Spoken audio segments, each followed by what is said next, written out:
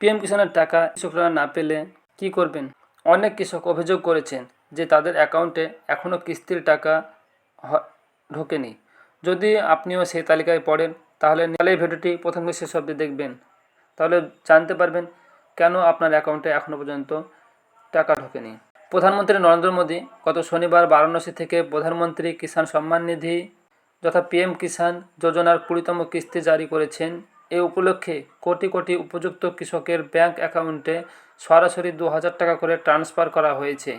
এ প্রকল্পের মাধ্যমে কৃষকদের বছরে 6000 টাকা আর্থিক সাহায্য করা হয়, যা 3টি সমান কিস্তিতে প্রদান করা হয়। তবে অনেক কৃষক অভিযোগ করেছেন যে তাদের অ্যাকাউন্টে এখনও কিস্তির টাকা ক্রেডিট হয়নি। যদি আপনিও সেই তালিকায় পড়েন তাহলে ভিডিওটি অবশ্যই দেখবেন। কেন কিছু কৃষকের কিস্তির টাকা আটকে রয়েছে ও কৃষক কল্যাণ মন্ত্রকের তথ্য অনুযায়ী এমন অনেক বিষয়ে সামনে এসেছে যেগুলি পিএম কিষাণ যোজনার নিয়ম অনুযায়ী অযোগ্য হতে পারে। এই সমস্ত মামলার ফিজিক্যাল ভেরিফিকেশন করা হচ্ছে এবং সেই কারণে সংশ্লিষ্ট কিস্তির টাকা আপাতত আটকে রয়েছে। একই পরিবারের একাধিক সদস্য সুবিধা নিচ্ছেন।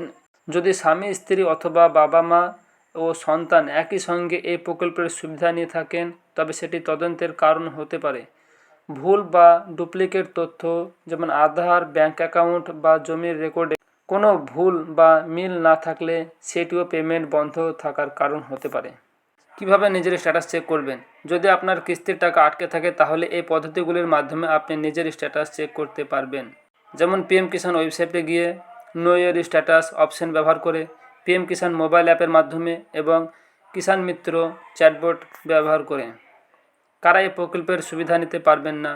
এই যোজনার অধীনে কিছু শ্রেণীর মানুষ অযোগ্য হিসেবে ধরা হয়, যেমন প্রাতিষ্ঠানিক জমির মালিক, সাংসদ, বিধায়ক, মন্ত্রী, মেয়র বা জেলা পরিষদ সভাপতি। যেসব অবসরপ্রাপ্ত কর্মচারী মাসে 10,000 টাকা বা তার বেশি পেনশন পান, যার ইনকাম ট্যাক্স প্রদান করেন, সরকারি কর্মচারীরা। পিএম কিষাণ যোজনা হলো কেন্দ্র সরকারের অত্যন্ত জনপ্রিয় একটি প্রকল্প। এই প্রকল্পের অধীনে যোগ্য কৃষকদের বছরে 6000 টাকা করে আর্থিক সহায়তা প্রদান করা হয়, যা 3টি সমান কিস্তিতে সরাসরি আধার লিঙ্কড ব্যাংক অ্যাকাউন্টে পাঠানো হয়। এই প্রকল্পের উদ্দেশ্য হলো কৃষকদের আয় বাড়ানো এবং আর্থিকভাবে তাদের আরও শক্তিশালী